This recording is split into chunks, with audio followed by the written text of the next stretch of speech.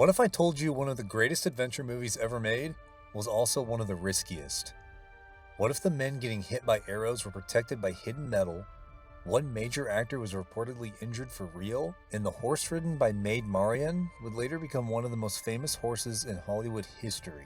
And stay with me, because one of the biggest surprises has nothing to do with swords or arrows. These are 20 weird facts about the adventures of Robin Hood from 1938. Number 20. Warner Brothers risked a fortune on this movie. Today, The Adventures of Robin Hood feels untouchable. Of course it's a classic. Of course it looks lavish. Of course Errol Flynn seems perfect. But at the time, none of that was guaranteed. Warner Brothers poured around $2 million into the production, making it one of the most expensive films the studio had made up to that point. And that mattered, because Warner was not mainly known for this kind of movie. This was not another gritty gangster picture. This was color, pageantry, big sets, action scenes, elaborate costumes, prestige. In other words, this was a gamble. And before audiences even saw the finished film, that gamble had already taken an unexpected turn, because the role of Robin Hood almost went in a very different direction. Number 19. Errol Flynn wasn't the first major star linked to Robin Hood. Now this is hard to imagine. Before Flynn became tied to the role, James Cagney was associated with the project in earlier development. Just picture that version for a second. Cagney is Robin Hood. He would have brought speed and force, no question, but a completely different energy. Tougher, hotter, less playful. Instead, the project shifted, and Flynn took over. And that one change helped shape the entire tone of the movie. Because Flynn didn't just play Robin Hood, he became the Robin Hood for generations. And the wild part is, he did that while still being surprisingly young. Number 18. Flynn was only 29 when he made the role iconic. Errol Flynn feels so natural in this part that you could almost believe he stepped straight out of folklore. But he was only 29 years old when the film came out, and that youth matters. It gives the performance speed, spark, mischief. There's a sense that Robin Hood doesn't just fight tyranny. He enjoys making tyrants look ridiculous. That energy is one reason the movie still moves so well. But it also creates a false impression, because Flynn looks so athletic and so comfortable in action that a lot of viewers assume he did everything himself. He didn't. And the reason he didn't tells you a lot about how dangerous parts of this production really were. Number 17. Flynn did some of his own action, but the dangerous work still needed doubles. Flynn absolutely had the physicality for this kind of role. He could run, leap, fight, and carry a sword with the kind of ease that made swashbuckling look effortless. So yes, he did much of his own action, but not all of it. The movie demanded horseback riding, falls, fights, climbing, and large-scale practical action. For the riskier material, stunt performers and doubles were essential. And that matters because once you start looking closely, you realize this was not a lightweight costume picture pretending to be exciting. It was a real action production. Which brings us to one of the strongest tricks in the entire movie. Because those arrowheads, they were not done the way most people assume. Number 16. The men hit by arrows wore hidden metal under their costumes. This is one of the best facts in the whole film.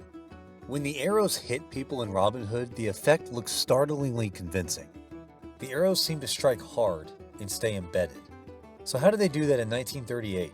The stunt performers wore hidden metal protection under their costumes. Over that, material was arranged so the arrows could appear to stick without actually piercing the body. It was clever, it was practical. And even so, it still sounds nerve-wracking. Because no matter how smart the setup was, nobody wanted anything to go wrong. And the reason those archery scenes feel so confident has a lot to do with the next fact. Because the production had help from someone who was not just pretending to know archery. He was the real thing. Number 15. A famous champion archer helped create the archery sequences. The film's archery work is strongly associated with Howard Hill, one of the most famous archers of his day. And once you know that, the arrow scenes make even more sense. They feel fast, they feel precise, they feel like they have real physical authority. That credibility adds a lot to the movie's excitement, and it also connects directly to the film's most famous trick shot. You know the moment, the arrow split. And the truth behind that shot is classic old Hollywood. Number 14.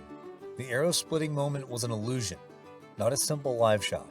This may be the most famous image in the whole movie.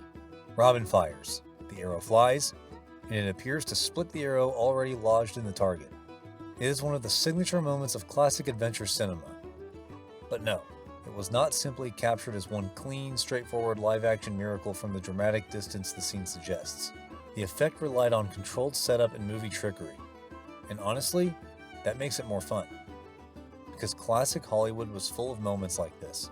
Scenes that looked effortless on screen, but only worked because somebody figured out an ingenious way to cheat reality. Not every memorable moment on this production came from illusion. Some came from real danger, including one involving the film's villain. Number 13. Basil Rathbone was reportedly injured during production. Basil Rathbone is one of the great reasons this movie works. He gives Sir Guy of Gisborne elegance, menace, and exactly the kind of aristocratic danger the story needs. But one enduring production story says Rathbone was reportedly injured during filming badly enough to require stitches. And whether you focus on the exact details or just the broader point, the takeaway is the same. This production was physical. Real sets, real movement, real impact, real risk. That is part of why the action still has weight. And Rathbone didn't just bring danger to the film. He brought a very specific skill that helped give the climax its lasting power. Number 12. Rathbone helped make the final duel great because he could really fence. The final duel works because the two men bring different strengths. Flynn brings athletic flair, Rathbone brings precision. He had a strong reputation for believable swordplay, and you can feel it in the way the duel unfolds. It has rhythm, it has shape. It feels like two personalities colliding, not just two actors clinking blades together. That is a huge reason the climax still lands. And it points to something bigger about the whole film. This was not just a handsome costume picture. It was carefully built as spectacle, which made it a fascinating fit for Warner Brothers. Because spectacle was not what the studio was most famous for. Number 11. This was a shockingly fancy movie for Warner Brothers. One reason this film feels special is that it was special for Warner Brothers. This was the studio of hard-edged gangster pictures, fast-talking dramas, and tough city energy. Then suddenly, here comes Robin Hood. Castles, forests, feasts, banners, bright technicolor, big romantic adventure. That was not Warner's usual lane. So this movie didn't just ask the studios to spend big. It asked the studio to become something else for a while. More decorative, more playful, more mythic. And that is part of what makes the film feel so alive even now. You can feel the studio reaching, stretching, trying to prove it could do grandeur just as well as grit. And in the middle of all that ambition, the production went through a major change that easily could have broken the whole thing. Instead, it somehow became part of the legend. Number 10. This classic was quietly built by two different directors. Here's one of the strangest things about the entire movie. This seamless classic was made by two different directors. William Keighley started the production, then Michael Curtis took over and finished it. And that is weird because the movie does not feel patched together. Usually when a film changes directors, you can sense it. A different rhythm, a different tone, a strange seam somewhere in the middle. But The Adventures of Robin Hood somehow glides right past all of that. It still feels unified, confident, fast, joyful. Which means one of the great swashbucklers of all time is also, quietly, a successful handoff story. And once the movie leaves the castle walls and heads outdoors, it pulls off another trick audiences will happily believe. Because Sherwood Forest was nowhere near Sherwood. Number 9. Sherwood Forest was really Hollywood magic in California. The Forest of Legend? California. Like so many classic Hollywood epics, Robin Hood used American locations and studio craft to create a place audiences were happy to accept as medieval England. And honestly, that may have helped the movie. Because this film is not trying to feel muddy, grim, or historically exact. It is trying to feel like a legend you can step into. A brighter world, a cleaner world, a more romantic world. That's why the movie still feels timeless. It doesn't trap itself in realism. It goes for beauty, movement, and myth. And nowhere is that more obvious than in one of the most gorgeous scenes in the whole film, the archery tournament. Because even that location has a hidden story. Number 8. The archery tournament was filmed in a real Pasadena showplace. That beautiful tournament sequence was filmed at Busch Gardens in Pasadena. And that detail is fantastic because the scene feels so perfectly enclosed inside the world of the movie that many viewers assume it had to be a studio-built fantasy space. But no, the filmmakers used a real location famous for its lush ornamental beauty. And that beauty gives the whole scene extra power. It feels elegant, ceremonial, almost too perfect. Which is exactly why Robin's disruption of it works so well. He doesn't just win an archery contest, He hijacks a public spectacle. He turns a polished display of authority into a moment of mockery and rebellion. And somehow, even that isn't the strangest visual detail in this stretch of the movie. Because one of the horses in this film was headed for a far bigger career than anyone in the audience could have guessed. Number 7. Maid Marian's horse later became Trigger. This is one of those facts that makes old Hollywood feel like a secret web of connections. The horse ridden by Olivia de Havilland in the film, Golden Cloud, later became Trigger, the legendary horse of Roy Rogers. Yes, that Trigger.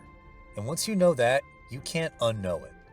Suddenly, the horse stops being just a beautiful part of the frame and starts feeling like a future celebrity making an early appearance. But that is not the only off-screen story involving Flynn and de Havilland. Because according to one famous anecdote, their chemistry may have been a little too convincing. Number 6. Some romantic scenes were reportedly reshot because Flynn got too enthusiastic. Flynn and Olivia de Havilland have exactly the kind of chemistry this movie needs. Their scenes are light, warm, playful, and charged without ever dragging the story down. And one long circulating anecdote says that some kissing scenes had to be reshot because Flynn became too enthusiastic in performance. Whether you take that as studio lore, Flynn legend, or just a detail that survived because it fits his screen persona so perfectly, it has stuck around for a reason. It sounds believable, and it also helps explain why those scenes feel alive instead of formal. Still, charm and romance were only part of what made the movie so exciting. The other part was raw emotion, and that required a surprising amount of manpower. Number 5. The film used a huge amount of stunt work for its era. Just look at what this movie asks for. Sword fights, horseback riding, falls, ambushes, battle chaos, archery effects, crowd action. This was a remarkably stunt-heavy picture for its time, and that is the one reason it still feels alive. You're not just watching people talk in costumes. You're watching bodies move through space. Charging, dodging, fighting, climbing, falling. That gives the film pulse. But here's the twist. For all the danger you can see on screen, one of the most important forces in the movie is something you can hear. The score. And its story is far stranger than most viewers realize. Number 4. Korngold was not initially eager to score the film. Today, the score for The Adventures of Robin Hood feels inseparable from the film's greatness. But composer Erich Wolfgang Korngold was not initially eager to take on the project. Which is fascinating because now the music feels absolutely essential. It doesn't just support the movie, it enlarges it. Robin seems nobler. Danger feels sharper. Triumph feels bigger. Romance feels richer. But the real reason Korngold remained in Hollywood long enough to write that score is tied to something far more serious than movie production. It gives the story an emotional weight you do not expect at the start of a swashbuckler countdown. Number 3. World history helped shape the film's most famous music. In 1938, the Anschluss, Nazi Germany's annexation of Austria, changed Korngold's life. As a Jewish composer from that world, the political catastrophe unfolding in Europe made safe return far more uncertain and dangerous. So while audiences were preparing to watch a bright Technicolor Robin Hood adventure, real history was darkening in the background. And out of that collision came one of the most celebrated adventure scores ever written for film. That contrast is astonishing. A joyful legend on screen, a terrifying political reality off screen, and music that carries unusual grandeur because of it. Warner knew the score mattered, so much so that the studio gave it treatment that was unusually prestigious for the time. Number 2.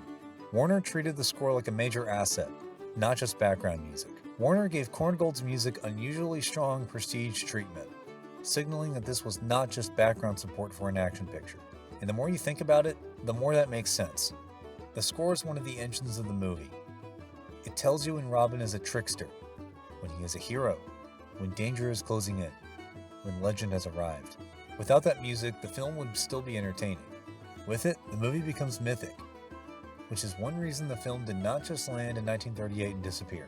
It lasted, and not politely, powerfully. Number 1. The movie didn't just become a hit, it became permanent.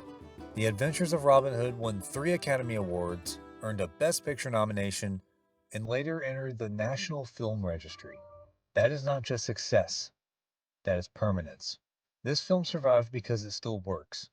The color still dazzles, the action still moves, the music still lifts, Flynn still charms, Rathbone still threatens. And maybe that is the strangest fact of all. A 1938 movie built with practical stunts, hidden armor, real archery skill, a director change, and a score shaped by world history still feels more alive than many adventure films made decades later. That is why The Adventures of Robin Hood endures. Not as homework, not as nostalgia, as a living legend. So those were 20 weird facts about The Adventures of Robin Hood from 1938, one of the most influential, entertaining, and flat-out joyful adventure films ever made. And if you enjoyed this Errol Flynn classic, don't stop here. Watch my video on The Seahawk next. Because if Robin Hood gives you Flynn as the perfect outlaw hero, The Seahawk gives you Flynn on an even bigger canvas, with massive sets, sea action, larger scale danger, and one more unforgettable swashbuckling performance. So if you love classic adventure, that is the perfect next watch. Thanks for watching, and I'll see you in the next one.